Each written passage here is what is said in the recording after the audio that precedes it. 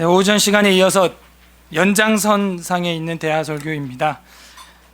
오후 예배 요나서를 보면서 설교 제목은 나침판을 가져가세요라는 제목으로 하나님 마음을 한번 우리가 헤아려 보려고 합니다. 따라해 보시죠. 나침판을 가져가세요. 네, 나침판이나 나침반이나 다 우리가 표준 언어로 쓰는 말이고요. 그 나침반은 여러분 잘 알 겁니다. 뭔지. 여러분은 지금 어떤 방향으로 앉아 계십니까? 여러분 저를 보고 있죠? 앞쪽이 동서남북 어디게요? 모르겠죠? 저를 보고 계시잖아요? 저를 보는 방향이 동서남북 어디일 것 같아요? 동쪽. 와, 왜 하나같이 다 동쪽이라고 하시는지 모르겠네. 지금 남쪽입니다. 이쪽이 북쪽이고 동쪽은 이쪽이고 서쪽이 이쪽입니다. 지금 저 어떻게 알았게요? 여기 나침판이 있어요. 제가 여기 탁 놓고 이거 선물로 받은 거예요. 제가 생일 선물로 한 2년 전에 받은 것 같습니다. 같이 학교에서 공부했던 전도사님 중에 한 분이 악수를 내미는데 생일날 탁 악수를 했는데 손에 뭐가 잡히더라고요. 그래서 선물이야 이러면서 저를 주셨는데 나침판하고 이제 편지였어요. 그래서 편지를 읽어봤는데 재밌더라고요. 초심을 잃지 말고 처음 받았던 그 사명, 그 방향 그대로 가라고 의미적인 차원에서 자기가 나침판을 선물로 준다는 거예요. 그래서 저 생전 그런 선물 처음 받았거든요. 이거 어디다 써먹겠어요? 제가 무슨 바다에 표류될 것도 아니고 이거 필요 없거든요. 근데 뭐가 있어요? 의미가 있는 거죠. 상징성이. 초심을, 방향을 잃지 말고 사역에 임하라 하면서 아주 저렴하면서도 의미 있는 그런 선물. 이런 게 있구나. 철새들은 이 몸 안에 그 철분들, 또 특히 뇌 쪽에 그 철분들이 이제 적지방과 극지방에 이제 살던 철새가 이제 지구의 자전과 공전 때문에 그 철분들이 움직임으로 인해서 어떤 호르몬 작용 때문에 철이 되면은 알아서 날아간답니다. 그리고 그 경로가 아주 정확해요. 기가 막힙니다. 이 철새는 그래서 철 따라 움직이는 거예요. 철새뿐만 아니고 사람들도요 사실은요 철 따라 움직이지 않습니까? 철이 되면은 씨를 뿌리고 파종을 하고 추수를 하고 그 철 따라 움직이는 거예요. 알게 모르게 모든 생물들한테는 다 그런 나침판이 있는 겁니다. 방향을 잡고 움직여야 할 때를 그 때를 따라 올바로 본다면은 순적한 인생을 살아갈 수가 있는 거예요. 철새들은 이런 기계적인 나침판을 가지고 있는 건 아니지만 몸속에 갖고 있는 거예요. 여행을 할 때도 우리 그런 철새들이 가지고 있는 어떤 동물적 감각에 가까운 그런 나침판, 방향 감각. 이게 살아있다면 서바이벌, 이 생존에 있어서 아주 큰 유익을 우리가 얻을 수 있게 되죠. 오늘날은 나침판을 사용하지 않습니다. 왜냐하면은 여러분 갖고 있는 스마트폰이나 내비게이션이나 이런 데 보면 기계적으로 그게 다 표현이 돼 있죠. 디지털화 돼가지고 뭐 구글 지도나 뭐 네이버 지도나 등등 그런 것들이 이 좀 수동적인 이 나침판을 대신 하고 있습니다. 그러므로 나침판은 모양만 다를 뿐이고 필수 조건인 거죠. 저도요 굉장히 그런 길치 중에 하나예요. 그래서 내비게이션 없으면 어디를 못 갑니다. 제가 지금. 그래서 한 곳을 1년 동안 왔다 갔다 하지 않은 곳이라면은 내비게이션 없이 뭐 이렇게 여유롭게 운전을 뭐 룰루랄라 하면서 가는 일은 거의 없어요. 꼭 이렇게 운전하다가 옆 사람이랑 이렇게 얘기하다 보면은 잘못 들었잖아. 좀 말 좀 걸지 마. 꼭 갈림길에서 말을 걸어. 이 내비게이션 이 자매는 말을 왜 안 해? 말을 왜 해요? 이 자매 잘라야겠다고 막 그 자매 욕을 많이 해요. 분명 V자 갈래길에 나왔으면 뭐 빨리 다 와 가는데 지금 10m 이제 다 왔는데 뭐 좌측입니다. 뭐 말을 해야 되는데 말을 안 해요. 그냥 동물적 감각으로 우측으로 딱 갔는데 길을 다시 검색합니다. 뭐 이러면서 이제 나오는 거죠. 그것 때문에 속 태운 적이 한두 번이 아니에요. 그러니까 저한테는 그 내비게이션 나침판이 없으면은 정말 힘들어요. 새로운 곳에 찾아가는 게요. 오늘 본문에 보면 하나님의 심정을 몰라서 영적인 나침판이 없는 한 사람이 나옵니다. 그의 이름은 여러분 잘 아는 것처럼 요나, 요나라고 하는 사람이에요. 하지만 이 요나는요 정말 철없는 사람이었어요. 철새만도 못한. 여러분, 요나 뜻이 뭐예요? 비둘기라는 뜻이에요. 이 비둘기가 철새는 아니지만요, 방향 감각을 가지고 날아가야 될 비둘기가 말이에요, 방향 감각이 없는 거예요. 이른바 이거를 성경 호세아서에는 뭐라 그러냐면 어리석은 비둘기다라고 정확하게 쓰고 있어요. 에브라임은 어리석은 비둘기 같아서 아수르와 애굽을 향하여 날아가는도다. 하나님께 날아가야 되는데 말이죠. 그건 나중에 호세아서 가서 우리가 볼 거고요. 어쨌든 이 요나라고 하는 뜻은 비둘기라고 하는 뜻입니다. 우리는 비둘기 그러면 평화의 상징, 순한 동물, 말 잘 듣고 그럴 것 같은데 여기 나온 비둘기는 좀 이상한 비둘기인 거예요. 어떤 비둘기? 어리석은 비둘기, 방향 감각 없는 비둘기라는 것이죠. 나침반이 없어요. 영적인 감각이 없어요. 요나서 구조를 오늘 통째로 이제 보고 끝낼 건데요, 다음 주까지 끌고 가기엔 너무 얇은 책이라서 1장부터 4장까지 있는데요, 굉장히 짧습니다. 자, 구조는 재미있게 되어 있어요. 1장, 불순종하는 선지자 요나가 나옵니다. 말이 안 되죠. 어떻게 불순종하는 선지자라는 말이 문장이 형성이 될 수가 있어요? 불순종과 선지자가 어울리나요? 근데 안타깝게도 1장의 장제목은 그렇게 저는 정해봤어요. 불순종하는 선지자 요나, 불순종하는 선지자 비둘기라는 거예요. 그 다음 2장은 기도하는 요나. 그러니까 믿긴 믿는 것 같아요, 기도도 하는 거 보니까. 그 다음 3장은 순종하는 니누의 백성들이 나옵니다. 그 다음에 4장에는 또 기도하는 요나가 나와요. 기도는 대화예요, 하나님과의 대화. 그게 이제 4장에 나와요.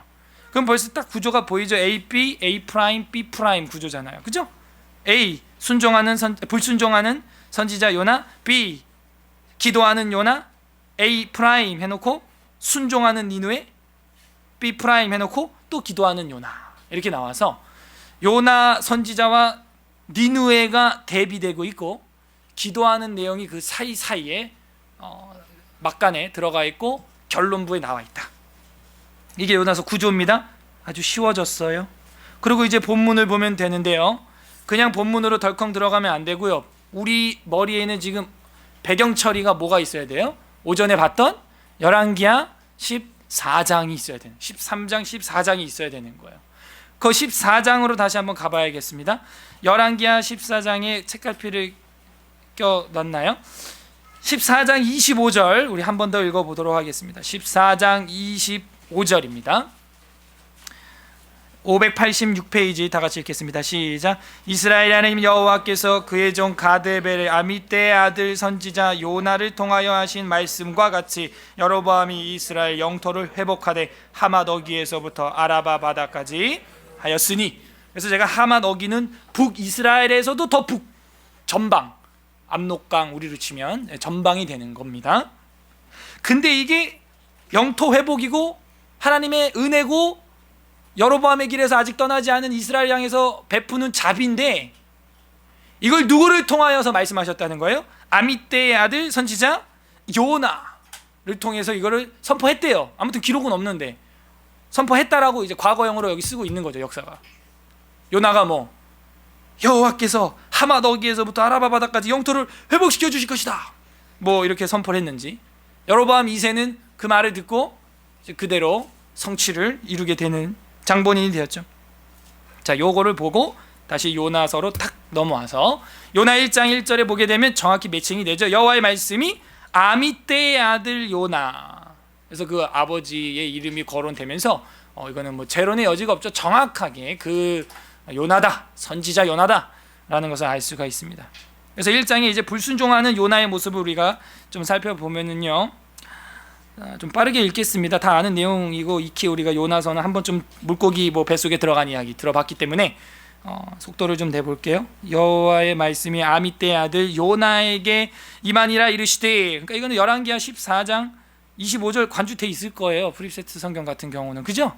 그래서 관주가 돼 있고 없는 분들을 써놓으면은 나중에 이게 링크 이렇게 매칭하는데 좋죠. 이 배경이 되는 건 열왕기하 14장이었구나 하는 겁니다.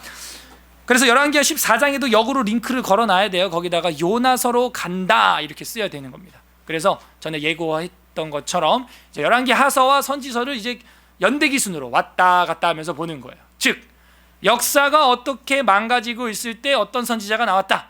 그래서 선지자를 이제 살펴보는 거예요. 선지서를. 그런 식으로 이제 역사서와 선지서를 왔다 갔다 하면은 통째로 그 분위기가 확 이해가 됩니다. 그래서 우리가 열왕기하 14장을 오전에 공부했기 때문에 요나서 보면 재밌을 거예요. 오늘 뭐 아는 게 막 보입니다. 이제 전 그런 게 재미있다고 봐요.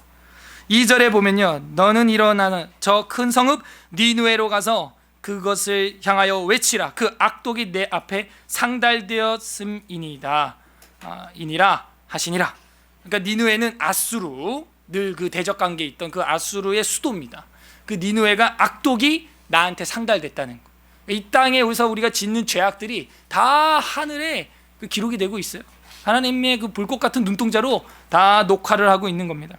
3절, 그러나 요나가 여호와의 얼굴을 피하려고 일어나 다시스로 도망하려 하여. 말이 안 되죠. 선지자가 아멘 이러고 가야 되는데 얼굴을 뭐 하려고? 피하려고. 하나님은 어떻게 하는데요? 그 얼굴을 향하여 우리에게 은혜 베푸시고 평강 주시기를 원하노라. 이렇게 원하시는데 이 선지자라는 사람이 얼굴을 가리고 피했다는 거예요. 그래서 도망했다는 거예요. 그러면 도망하면 그곳에는 주님이 안 계시나요? 시편에 보게 되면 우리가 새벽 날개를 치며 바다 끝에 거할지라도 주께서 거기 계신다는 거예요. 새벽 날개가 뭐냐면 아침에 동틀 때 새벽 햇빛이 부채 모양으로 쫙 비추죠.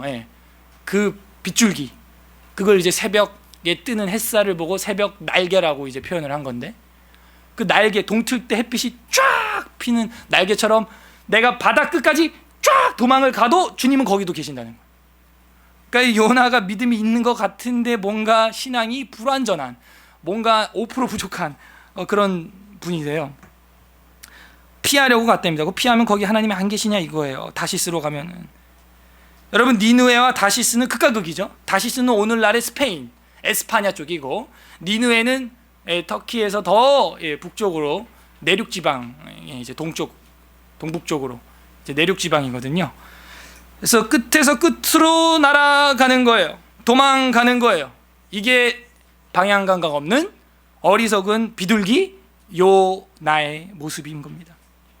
그래서 일어나 다시스로 도망하려 하여 욥바로 먼저 갔습니다. 욥바로 내려갔더니 마침 다시스로 가는 배를 만난지라 여호와의 얼굴을 피하여 그들과 함께 다시스로 가려고 뱃삭을 주고 배에 올랐더라. 마침 또 배가 있네요. 배는 원래 그 당시 자주 있지 않거든요.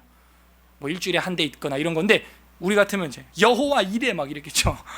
하나님 뜻인가 봐. 막 딱딱 맞아. 그냥 오랜만에 왔는데 배가 바로 있네. 그냥 4절에 보면 여호와께서 큰 바람을 바다 위에 내리심에 바다 가운데 큰 폭풍이 일어나 배가 거의 깨지게 파선하게 된지라. 사공들이 두려워하여 각각 자기의 신을 부르고, 그냥 다신관이니까요, 오만신 다 불렀나 봐요.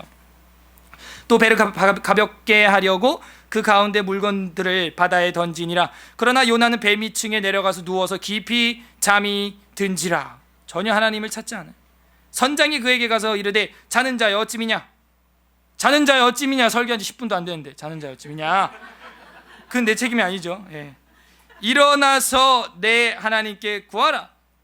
혹시 하나님이 우리를 생각하사 망하지 아니하게 하시리라 하니라 하면서 선장이 요나 옆구리 팍 차면서 깨웠어요. 7절, 그들이 서로 이르되 자 우리가 제비를 뽑아 이 재앙이 누구로 말미암아 우리에게 임하였나 알아보자 하고 곧 제비를 뽑으니 제비가 요나에게 뽑혔어요. 정확하죠. 잠언이나 이런 데 보면 그래서 제비는 여호와께로 말미암느니라 이런 게 있어요. 제비는 참 시비를 그치게 하느니라 이런 잠언들이 있습니다. 좋은 방법 중에 하나예요. 결론 내리기 애로사항이 있는 일들을 맞이했을 때 사용하는 거 괜찮은 것 같은데요. 8절에 보면요, 무리가 그에게 이르되 정하건대 이 재앙이 누구 때문에 우리에게 임하였는가 말하라. 네 생업이 무엇이며 네가 어디서 왔으며 네 나라가 어디며 어느 민족에 속하였느냐 하니 그가 대답하되 나는 히브리 사람이요 바다와 육지를 지으신 하늘의 하나님 여호와를 경외하는 자로다 하고, 행동은 전혀 경외하지 않아. 그죠? 경외라는 것은 두려워한다, God fear라는 거거든요. 하나님을 두려워한다, 경외한다, 어른 무서운 줄 알아야죠. 그 경외심이라고 하는 것인데, 도대체 어떻게 경외했길래 너로 말미암아 이렇게 된 거예요? 말은 잘해, 그죠? 히브리 사람 바다 육지를 지으신 그 창조주를 믿는 여호와를 경외하는 자라는 거예요. 10절에 자기가 여호와의 얼굴을 피함인 줄을 그들에게 말하였으므로 무리가 알고 심히 두려워하여 이르되 네가 어찌하여 그렇게 행하였느냐 하니라. 바다가 점점 흉흉한지라.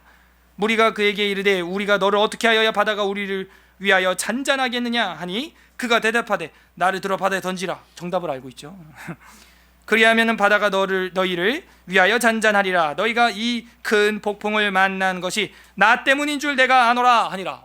이 요나가 모르는 게 아니에요. 알아 다.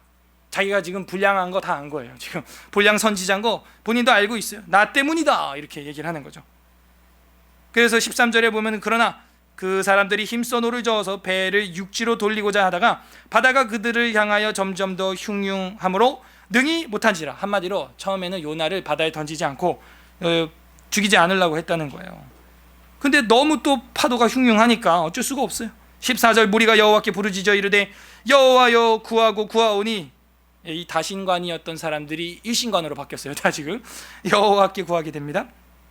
이 사람의 생명 때문에 우리를 멸망시키지 마옵소서. 무지한 피를 우리에게 돌리지 마옵소서. 주 여호와께서는 주의 뜻대로 행하심이니이다 하고 요나를 들어 바다에 던짐에 바다가 뛰노는 것이 곧 그친지라. 이거 그림으로 생각하면 되게 재밌더라고요. 막 파도가 막 폭풍 치면서 이제 막 바다가 막 배를 집어삼킬 것처럼 하다가 요나를 던졌더니 그렇게 흉흉했던 바다가 요나가 바다에 빠지자 말자 어떻게 돼요? 이랬던 바다가 휴 하면서 잠잠해지는. 그거 뭐 생각만 해도 재밌더라고요. 집어 던졌어요. 그랬더니 이제 그 흉흉했던 바다가 곧 그친 거예요. 16절에 보면 그 사람들이 여호와를 크게 두려워하여 여호와께 제물을 드리고 서원을 하였더라. 이 이방인도요 하나님의 능력을 보니까요 제사를 드리고 서원까지 하는 거예요. 뭐가 생겨요? 믿음이 생기는 거예요. 이방인도. 근데 요나는 보니까 믿음이 있는 것 같아요. 하나님을 인정하는 것 같지만 하나님 앞에서 신실한 사명자로서의 순종의 믿음은 없어요. 17절에 보면 여호와께서 이미 그 물고기를 예비하사 요나를 삼키게 하셨으므로 요나가 밤낮 며칠? 3일을 물고기 뱃속에 있으니라. 여기서 이제 또 갈등이 생기죠. 야 어떻게 또 사람이 물고기 뱃속에서 3일 동안 사냐? 에? 너 들어가 살아봤어? 뭐 전셋집이야? 거기 월세집이야? 살아봤어? 살은 적 없죠? 근데요 제가 깜짝 놀란 게 작년에 그 세월호 사건 때문에 뉴스 막 많이 나오는데 그 이제 배가 뒤집어졌을 때 에어포켓이 생기면 공기층이 생기게 되면은 그 안에서 살 수 있다는 거예요. 근데 그런 여객선이나 이런 거는 그런 게 생길 일이 없어서 안 됐고 그런 예를 들면서 외국의 사례를 보여줬는데 어선 하나가 뒤집어져서 심해로 완전 빠져버렸어요 속에. 근데 그 안에 사람이 한 명인가 두 명이 살아 있었어요. 근데 그거를 5일 만에 건졌습니다. 그 에어포켓 때문에 살 수 있었던 거예요. 그래서 제가 그거 보면서 그렇게 바닷속에서도 살 수 있구나. 만약에 물고기 뱃속에 그런 에어가 있으면 살 수 있겠구나. 뭐 가끔 뭐 공기 마시러 올라갔다 내려갔다 하는 큰 물고기들도 있고. 그래서 뭐 그러나 저러나 지금 하나님이 일하시잖아요. 뭔들 못하겠어요 지금. 가능하다는 거예요. 그래서 물고기 뱃속에서 3일 동안 있었답니다. 2장 넘어갑니다. 요나의 기도가 나옵니다. 근데 이 기도를 보게 되면은 회개의 기도라고 하기엔 정말 애매한 그런 요구 조건성들 그리고 자기를 드러내는 그런 기도가 굉장히 많아요. 그래서 내가라는 단어나 나를 뭐 이런 단어가 굉장히 많이 등장해요. 그리고 회개를 안 했다는 것을 3장에서 볼 수가 있습니다. 3장 4장에서 보면 요나가 이게 회개한 기도가 아니었구나. 삶을 보면 알 수가 있죠. 어쨌든 기도가 나와요. 뱃속에 갇혀 있으니까요. 지옥인지 여기가 지금 무덤인지 막 헷갈려. 뭐 비린내는 나고 앞은 안 보이고 뭐가 물은 출렁거리고 머리에는 풀들이 막 미역 이런 것들이 막 감싸지고 막 이게 무슨 이상한 데 들어와 있네 하면서 이제 혼자 기도하는 거예요. 1절에 요나가 물고기 뱃속에서 그의 하나님 여호와께 기도하여 이르되 내가 받는 고난으로 말미암아 여호와께 불러 아뢰었더니 주께서 내게 대답하셨고 내가 수올의 뱃속, 수올은 이제 사람이 죽으면 내려가는 그 죽은 자들의 처소라고 말하는 곳입니다. 수올의 뱃속에서 부르짖었더니 주께서 내 음성을 들으셨나이다. 주께서 나를 깊은 속 바다 가운데에서 던지셨으므로 큰 물이 나를 둘렀고 주의 파도와 큰 물결이 다 내 위에 넘쳤나이다. 내가 말하기를 내가 주의 목전에서 쫓겨났을지라도 다시 주의 성전을 바라보겠다 하였나이다. 물이 나를 영혼까지 둘러싸우며 기품이 나를 에워싸고 바다풀이 내 머리를 감쌌나이다. 미역. 내가 산을 뿌리까지 내려갔사오며 땅이 그 빗장으로 나를 오래도록 막았사오나 나의 하나님 여호와여, 주께서 내 생명을 구덩이에서 건지셨나이다. 내 영혼이 내 속에서 피곤할 때 내가 여호와를 생각하였더니 내 기도가 주께 이르렀사오며 주의 성전에 미쳤나이다. 거짓되고 헛된 것을 숭상하는 모든 자는 자기에게 베푸신 은혜를 버렸사오나 나는 감사하는 목소리로 주께 제사를 드리며 나의 서원을 주께 갚겠나이다. 구원은 여호와께 속하였나이다. 하면서 뭐 내 영혼이 뭐 내가 하더니 결국에는 자기는 뭐 헛된 것을 숭상하지 않았다 그러는데 별로 믿음도 있는 것 같진 않아요. 9절에 보게 되면은 뭐래요? 나는 감사하는 목소리로 주께 제사를 드리며 나의 서원을 주께 갚겠나이다. 갚은 거예요, 안 갚은 거예요? 안 갚은 거예요. 한마디로 이 선지자가 아직 뭐 서원한 거 뭐 하나님께 드리지도 않고 있는 상태인 거죠.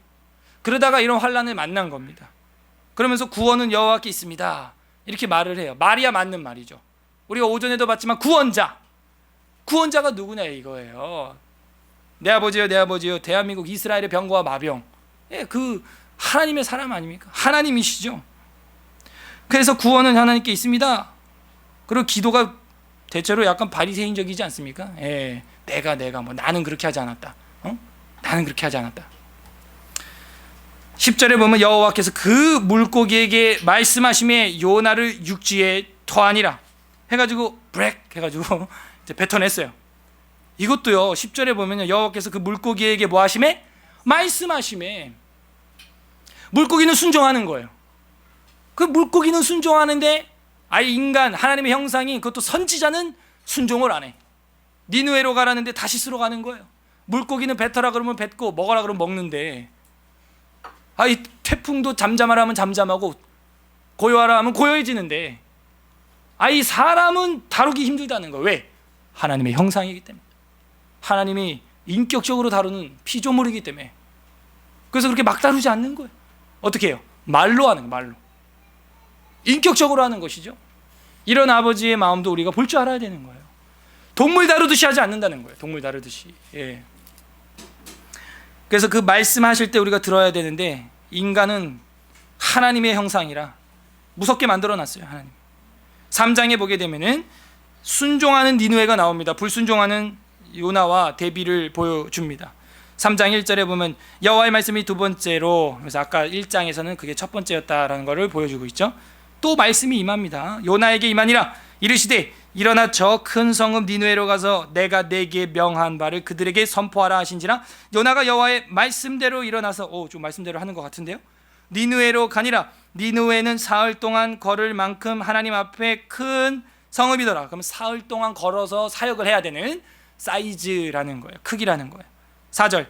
요나가 그 성읍에 들어가서 하루 동안 다니며 외쳐 이르되 40일이 지나면 니느웨가 무너지리라 하였다. 며칠 동안 다니며? 그죠? 3절에는 분명 사흘 동안 걸을 거리라고 했는데 하루만 일했으니까 사흘은 3일이거든요. 3분의 1밖에 일을 안 한 거예요. 대충 한 거죠. 일부러 이렇게 했다고 봅니다. 이렇게 대충 전함으로 말미암아 이 니느웨가 회개하지 않게 하려고, 회개 못하게 하려고, 그래서 멸망하게 하려고. 40일 뒤에 말이죠. 5절에 보면 니느웨 사람들이 하나님을 어떻게 했어요? 근데 믿고, 이게 웬일이에요? 나는 설교 대충 했는데 이거를 그렇게 찰떡같이 깨달은 거예요.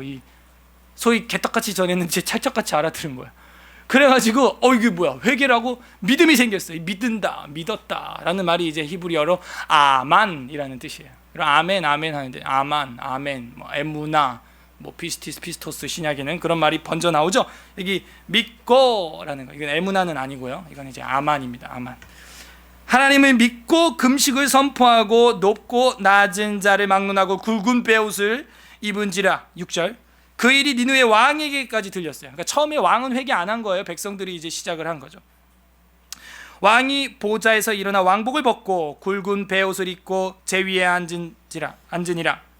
왕과 그 대신들이 조서를 내려 니느웨 선포하여 이르되 사람이나 짐승이나 소떼나 양떼나 아무것도 입에 대지 말지니 곧 먹지도 말 것이요 물도 마시지 말 것이며 금식. 8절 사람이든지 짐승이든지 다 굵은 베옷을 입을 것이요 힘써 하나님께 부르짖을 것이며 각기 악한 길과 손으로 행한 강포에서 어떻게 하라고요? 떠날 것이라. 이게 뭐냐? 회개. 떠날 것이라 이랬어요. 여러분, 어떻게 백성들의 회개가 왕에까지 미쳤냐? 그거는 우리가 고대 사회를 이해할 줄 알면 돼요. 민심이 흉흉하옵나이다 폐하. 이쯤 되면은요, 왕은 별로 하기 싫어도 뭘 해야 돼요? 회개하는 척을 해야 되는 거예요. 뭐 석고대죄를 하는 것처럼 말이죠. 그런 폼을 잡아야 되는 거예요. 근데 이제 고고학적으로 요 시대로 이 컴퓨터 프로그램으로 별자리 보는 게 있어요.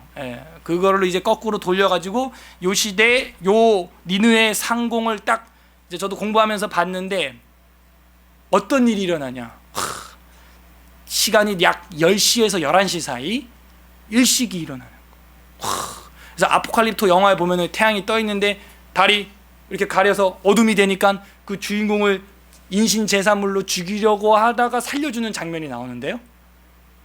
그 영화에 보면 나옵니다. 마야 문명 때 그렇게 인신제사 드릴 때요, 사람을 뭐 모가지를 잘라가지고 막 계속 인신제사를 드리는데 주인공을 이제 죽이려고 하니까 태양이 슉 가려지면서 어두워지는.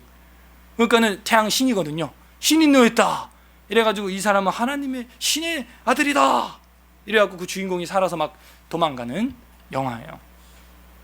그래서 고대 사람들은 그런 징조를 보면은 두려움. 한 번은 제가 아는 전도사님이 밖에서 창문 닦기 이제 아르바이트를 하고 있었는데 빌딩에 매달려서 그 일이 벌어진 거예요. 그래갖고 하늘이 그냥 막 어두워지고 막 이러니까 순간 막 무섭더래요. 예보를 모르고, 일기예보를 모르고 그거를 맞닥뜨리게 되면 우리도 똑같은 감정이 와요. 대낮이 그냥 햇빛이 쨍쨍했는데 갑자기 확 어두워져 봐요. 종말인 줄 알았대. 정말 주님 오신 줄 알았대. 진짜 창문 닦다 주님 만날 줄 알았대. 진짜요. 저 에스라 성경 강좌 소개시켜준 형님인데 전도사님이 깜짝 놀랐다는. 그러니까 예고를, 일기예보를 못 본 상태에서 그런 거 우리가 마주하면 공포감이, 뭐 자연이 주는 공포감은 무섭죠. 시커먼 바다만 봐도 무서운데요. 그래서 요때 그런 일이 있었다라고 보는 이제 학설이 있습니다. 힘을 받죠. 역시 그것까지도 우리는 하나님이 했다고 보는 거예요. 타이밍이 기가 막힌 거 아니에요? 그러면은 딱 그렇게 태초부터 작정을 딱 해놓은 거죠. 근데 여기서 떠날 것이라, 강포에서 떠날 것이라, 거기 밑줄을 쳐야겠어요. 떠난다, 떠날 것이다 라고 왕이 그 대신들과 함께 조서를 내려가지고 이제 대대적인 금식 회개를 선포했는데, 이 떠난다 라는 말이 이게 무슨 말이냐? 히브리어로 봤더니요, 이게 슈브라는 단어예요. 슈브가 뭐라 그랬어요? 오전에 회복, 리턴, 돌아선다 라 그랬죠? 그 슈브 하는 거예요. 돌아간다는 거예요. 그걸 여기 떠날 것이다 라는 단어가 똑같은 단어예요, 이게. 근데 여기선 번역을 지금 떠날 것이다 라고 했고, 다른 성경에는 이제 회개하라, 뭐 돌이켜라, 뭐 이렇게 표현을 하고 있어요. 그러니까 열왕기하 14장하고 지금 요나서하고 단어 쓰는 용례도 고의적으로 매칭이 딱 되는, 기가 막힌 거예요. 그래서 9절에 보게 되면요, 또 나와요. 하나님의 뜻을 어떻게 돌이키시고 그 진노를 그치사 우리가 멸망하지 않게 하시리라. 그렇지 않을 줄을 누가 알겠느냐 한지라 하는 거예요. 여기 또 돌이키시고, 이것도 역시 슈브라고 하는 히브리예요. 슈브, return to God. 돌이키라는 거예요. 회복하자는 거, 회복. 그래서 우리가 오전에 봤던 열왕기하 13장 25절, 그 다음에 14장 25절, 그리고 14장 28절이었나요? 거기에 회복이라는 단어 3번 나온다 그랬죠? 그 단어랑 이게 지금 똑같다고. 그 역사적 배경과 지금 이 선지자의 이 메시지가 지금 매칭이 되고 있는 것이죠. 선지서가 매칭이 되고 있는 거예요. 그래서 전 이런 게 성경 보다가 보면 쾌감이 돼요. 이런 걸 이제 살펴보다 보면 이제 발견하면은 와우 하는 거죠. 그러려면 이제 원어, 히브리어나 이런 것도 살펴보고 해야 되는데, 그 일을 하려고 제가 여기 있는 거 아닙니까? 성도님과 이제 나누면 되는 거죠. 깜짝깜짝 놀라는 거예요. 와우. 근데 지금 열왕기하서하고 요나서하고 이 페이지 차이가 이거 거의 뭐 한 500페이지 이상 차이 나는데요. 그러니까 이게 이 연대기 순으로 이 성경 배열해서 보는 것이 엄청난 힘이구나 하는 것을 알 수가 있어요. 그죠? 그래서 연대기 성경 뭐 이런 생각도 뭐 많이 계속 해보게 되는데요. 어쨌든 그렇게 링크를 또 걸어놓으면 좋겠죠. 왕하 13장 25절, 14장 25절, 다 25절이라 그랬죠. 회복하기를 원하시는 하나님의 마음. 예. 그래서 이방 나라 니느웨를 향하여서 돌이키라고 말씀하시고 있는 것입니다. 그러면은 우리에게 멸망하지 않게 하실 줄 누가 알겠느냐? 이런 겸허한 자세를 니느웨 사람들, 이방인들이 가졌어요. 10절, 하나님이 그들이 행하는 것 곧 그 악한 길에서 돌이켜 떠난 것을 보시고 하나님의 뜻을 돌이키사 그들에게 내리리라고 말씀하신 재앙을 내리지 아니하시니라 라고 말하고 있어요. 여기서 깨닫는 건요, 이방인들도 회개하며 하나님이 어떻게 해준다? 용서해 준다는 거예요. 용서해 준다는 거예요. 하물며 본자식인 유대인들, 이스라엘 유다인들이 회개하면 용서 안 해주겠어요? 그런데 우리가 오전까지도 계속 봤지만 여호와스 그 기적들과 승리들을 보여주는데도 여로보암의 길에서 돌이켜요, 안 돌이켜요? 안 돌이키는 거예요. 회개해요, 안 해요? 안 하는 거예요. 에돔을 점령하고 교만 떨고 앉았고 그 에돔에서 우상을 들여와서 우상 숭배하고 있고 그래서 또 의도 터지고. 이방인들은 이렇게 회개를 하는데 본자식들은 돌이키질 않는다는 거예요. 이게 비극이라는 겁니다. 비극. 예. 집 나간 탕자는 돌아오는데 집에 있는 첫째는 불평불만하는 탕자가 된 거예요. 또 이제 탕자가 둘인 거예요. 그래서 이제 4장에 가면 이제 요나의 기도가 나오는데 본심을 이제 터트려. 못 참아. 얘도 착한 척하기 힘들죠. 예. 이제 아까 2장은 진짜 착한 척한 거고 본심이 터져 나와. 1절 이런 걸 암송 구절로 외우면 어떻게 될지 모르겠는데 요나가 매우 싫어하고 성내며 아멘 뭐 이런. 요나가 매우 싫어하는 데다가 성질까지 낸대요. 하나님 앞에. 야, 우리가 사람끼리도 성질 내면 기분 나쁜데 어떻게 하나님 앞에 성질 내서 2절에 뭐라 그래요? 여호와께 기도하여 이르되, 두 번째 기도예요.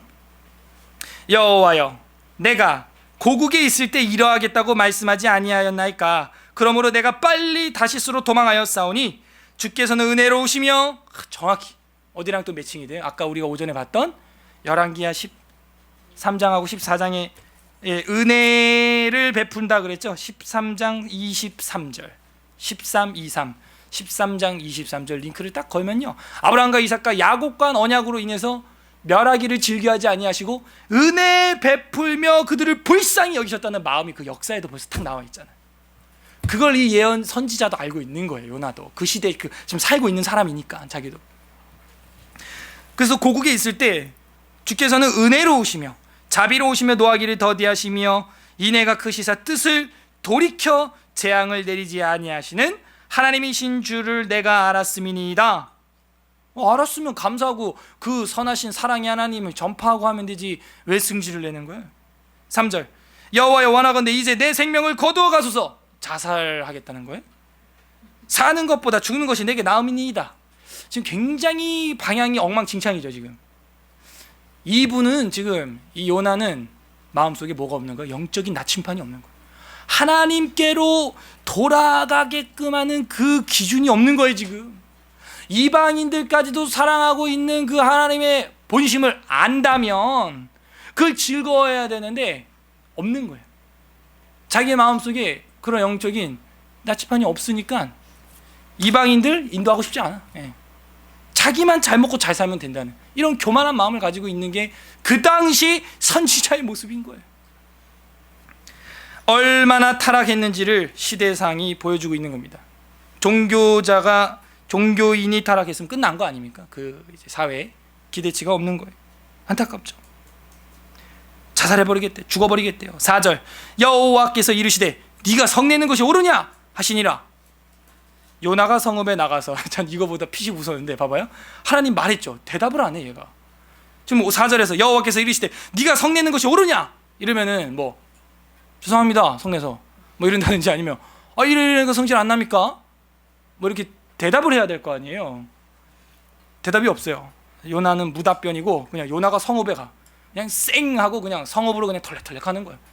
뭐래? 막 이러면서 성읍에서 나가서 그 성읍 동쪽에 앉아 거기서 자기를 위하여 초막을 짓고 그 성읍에 무슨 일이 일어나는가 보려고 그 그늘 아래에 앉았다. 이거 뭔 소리야?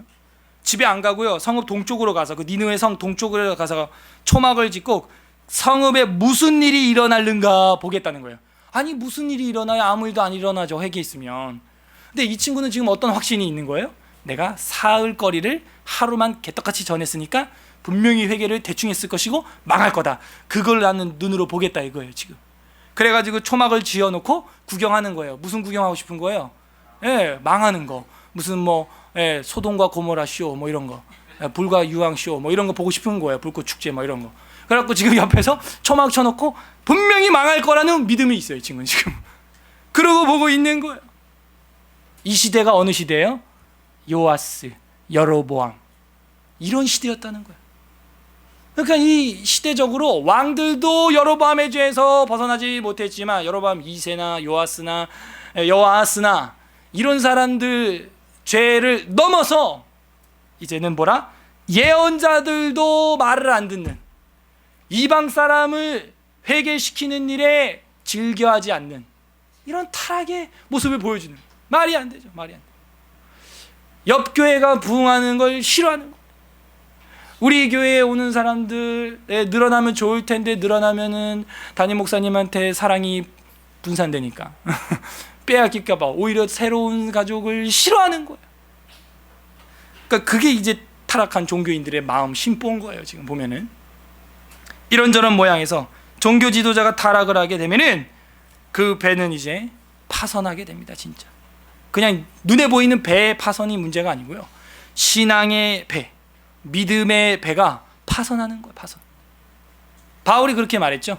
바울 선생님께서 양심을 버리면은 믿음에서도 어떻게 된대요? 파선하느니라. 이렇게 되는 거예요.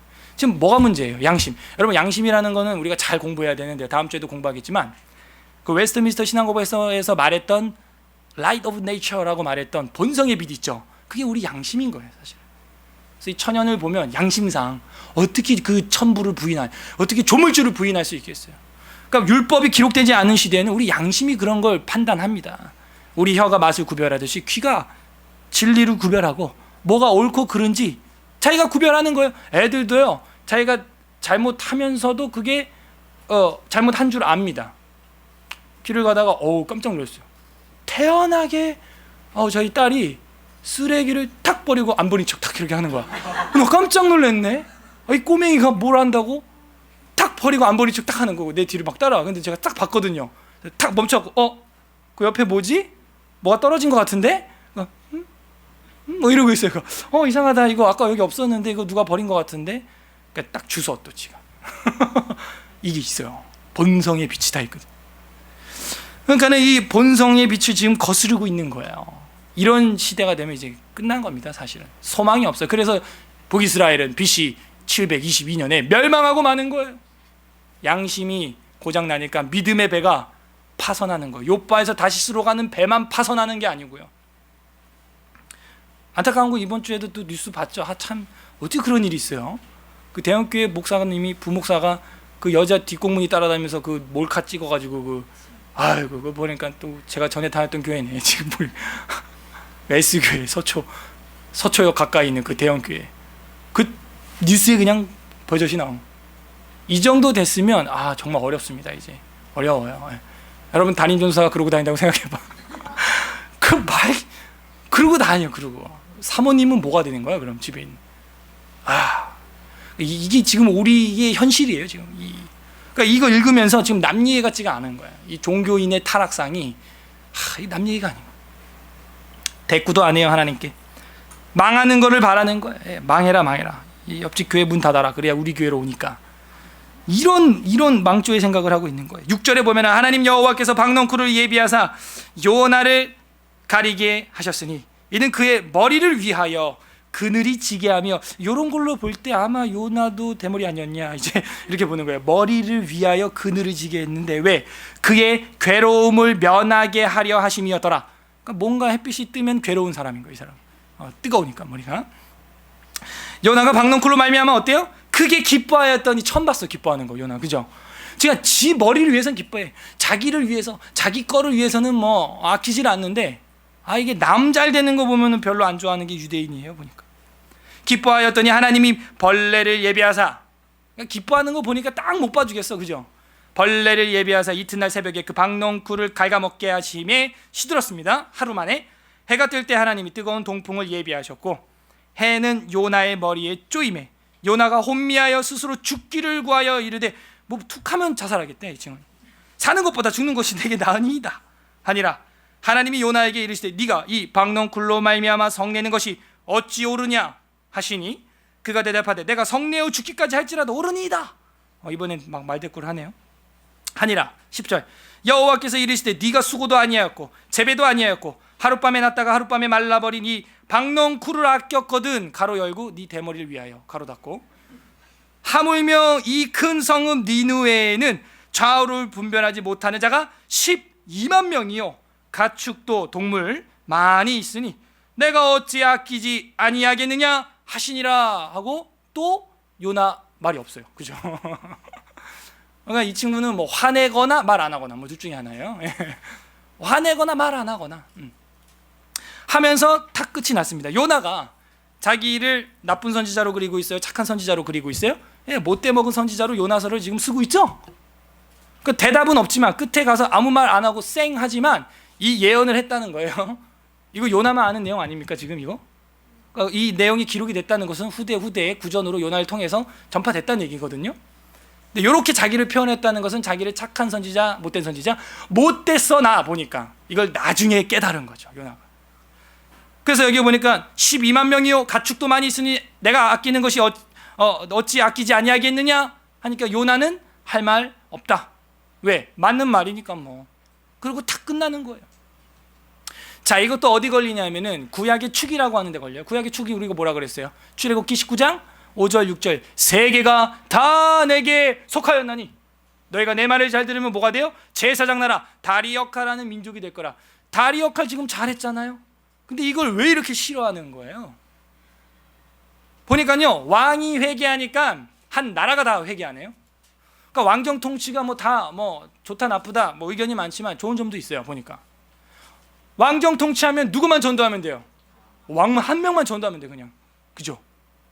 그러니까 만약에 전 세계 나라가 뭐 한 많이 쳐서 뭐 그래요. 막 5천 개 있었다고 칩시다. 그러면 몇 명만 전도하면 돼요? 5천 명만 전도하면 되는 거예요. 그거 뭐 어렵습니까? 지금도 단일 교회로 5천 명은 뭐 많잖아요. 5천 명만 전도하면 진짜 꿈 같은 일이 일어날 뻔했던 거죠. 전 세계가 다 하나님 섬기는 거예요, 진짜. 세계가 다 내게 속하였나니. 근데 이게 뭐예요? 아버지의 마음인데 요나 마음에는 그 아버지의 나침판이 없는 거예요. 아버지께로 돌아가게 하는 그 나침판이 없는 거예요, 지금. 어리석은 비둘기죠. 철없는 철새예요. 그거를 요나서가 우리에게 지금 보여주고 있는 것입니다. 그래서 여기서 우리가 세 가지 이제 정리를 이제 해 보면요, 어떤 걸 볼 수 있나요? 창조주 하나님의 모습의 면모가 나타나지 않나요? 바다와 바람과 심지어 작은 벌레까지도 하나님이 다 간섭하신, 물고기와 박넝쿨과 뭐 대풍과 뭐 등등 이런 것들을 하나님이 주관하고 주권자이시라는 것을, 창조주 하나님이시라는 것을 보여주고 있어요. 그런데 요나는 그 창조주 하나님 말에 순종하지 않는 거예요. 두 번째는 천하 만민을 사랑하시는 하나님이다라는 것을 보여주고 있는 거죠. 지금 요나서를 통해서 누구까지? 이방인까지도 사랑하고 있는 모습을 보일 수 있어요. 그죠? 이방인까지도 사랑하고 있잖아요. 지금 유대인들뿐만이 아니고 이방인까지도 사랑하고 있는 모습. 그래서 가끔 다른 성경 예언서에 보게 되면 내 딸 애굽이여, 처녀딸 바벨론이여, 이런 표현을 해요. 딸이라고 표현합니다. 딸은 더 마음이 애리애리한 거거든요, 사실은. 내 딸, 이렇게 말하는 것이죠. 그리고 세 번째로 우리가 여기서 볼 수 있는 것은, 하나님은 그 마음, 하나님의 사랑의 마음을 이방 만방에 전하기 위하여 종들을 사용하신다 하는 거예요. 그게 누구냐면은 이스라엘 백성이에요. 다리 역할하는 자, 제사장 역할하는 자로 선택을 했다는 거죠. 근데 역시 여기에 요나는 동의하지 않고 있어요. 그런 나침판이 없다는 거예요. 창조주 하나님에 대해서, 천하 만민을 사랑하시는 하나님에 대하여, 종들을 통하여 이 마음을 전하고자 하시는 하나님에 대하여, 전파하고자 하는 하나님에 대하여 동의하지 않는 나라, 그 나라가 단순히 요나 한 명이 아니고 이스라엘이라는 것을 요나서가 보여주고 있는 거죠. 전혀 자신들을 애굽에서 구원해 준 목적대로 살지 못하고 있는 거예요. 못하고 있는 거예요. 우리는 어때요? 우리는 요나만큼은 아닙니다. 뭐 이렇게 말할 수 있을지 모르지만 이렇게 살펴보면 제 모습에도 그런 모습이 있다니까요. 전도사들끼리도 있어요. 경쟁을 하는 거예요. 넌 사역 그렇게 하냐? 난 사역 이렇게 한다. 넌 성경 그만큼 하냐? 난 노래 이만큼 한다. 이러면서 남 잘 되는 거 별로 안 좋아해요. 요나처럼 말이죠. 우리 교회는 그런 거 전 못 봤지만 그런 게 있을 수 있죠. 텃세. 예, 새가족, 소위 이제 굴러온 돌, 이제 새가족이 기존 개청 멤버보다 더 열심히 해가지고, 목회자랑 뭐 친해질 수 있죠. 관계 좋아질 수 있죠. 이거를 막 이간질하고 미워하고 이러면은 그 사람이 요나인 거예요, 사실은. 그 요나의 마음이 내게도 있는 것이죠. 우리 교회는 없어요, 제가 보니까. 왜냐면 온 지 얼마 안 된 분도 뭐 부회장도 되시고 막 이러는 걸 제가 보면서 뭐 그런 거 상관없는가 보다. 각자 그냥 자유롭게 자발적으로 하는구나, 뭐 이런 걸 많이 제가 느낍니다. 요나보다 더 큰 이인 예수 그리스도의 그 표적, 죽음 가운데서 사흘 만에 살아나신 그 표적을 보고 이제는 어떻게 해야 돼요? 그 말씀을 듣고 회개해야 하는 거죠. 요나의 말씀을 듣고 회개했던 니느웨 사람처럼 이제 우리는 어떻게 해요? 요나보다 더 큰 이신 그리스도 예수님의 말씀을 듣고 회개를 할 때 어떻게 하는 거예요? 믿음에서 파선하지 않는 것입니다. 올바른 나침판을 가지고 항해를 하게 되는 것이죠. 방향 감각이 있는 사람이 되는 거예요. 그거를 요나서를 통해서 우리에게 선포해주고 있는 겁니다. 자, 끝에다가 요나서 4장 끝에 열왕기하 14장으로 돌아간다. 15장인데요. 14장으로 돌아간다 써놓고 자, 한 구절 보고 마치겠습니다. 호세아서 우리가 봐야겠어요. 아무리 봐도 호세아서 펼쳐보세요. 앞으로 돌아가야 됩니다. 호세아서